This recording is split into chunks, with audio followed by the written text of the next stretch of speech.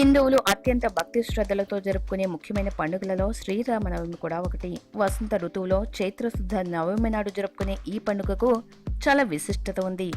మరి ఈ శ్రీరామనవమి చరిత్ర గురించి ఇప్పుడు తెలుసుకుందాం.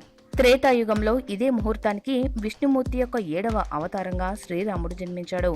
అంతేకాకుండా సీతమ్మ తల్లితో శ్రీరాముడి వివాహం కూడా చైత్రశుద్ధ నవమి నాడే జరిగిందట. 14 సంవత్సరాల అరణ్యవాసం తర్వాత అయోధ్యలో పట్టాభిషిక్తుడైనది కూడా చైత్రశుద్ధ నవమి నాడే. అందుకే ఎంతో పవిత్రమైన విశిష్టమైన ఆ రోజును శ్రీరామనవమి పర్వదినంగా జరుపుకుంటారు. శ్రీరామనవమి సందర్భంగా అన్ని ఆలయాలలోనూ చలువ పందిళ్లు వేసి సీతారాముల కళ్యాణం అంగరంగ వైభవంగా కన్నుల పండుగగా చేస్తారు. సీతారాముల కళ్యాణాన్ని వీక్షించడానికి విచ్చేసిన భక్తులకు మిరియాలు వేసిన పానకము, వడపప్పుని ప్రసాదంగా ఇస్తారు.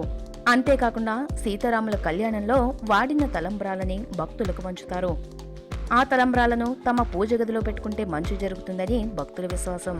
పురాణాల ప్రకారం కోదండరాముని వివాహానికి సామాన్య ప్రజలే కాదు, దేవతలు కూడా దివి నుంచి భూమికి దిగి వస్తారట. అత్యంత విశిష్టమైన రాముల వారి కళ్యాణాన్ని వీక్షించిన కనులు ధన్యమవుతాయి. ఈ వీడియో గనుక మీకు నచ్చితే లైక్ చేయండి, మీ ఫ్రెండ్స్ కి షేర్ చేయండి. మరిన్ని ఇంట్రెస్టింగ్ అప్డేట్స్ కోసం మా ఛానల్ ని సబ్స్క్రైబ్ చేయడం మాత్రం మర్చిపోకండి.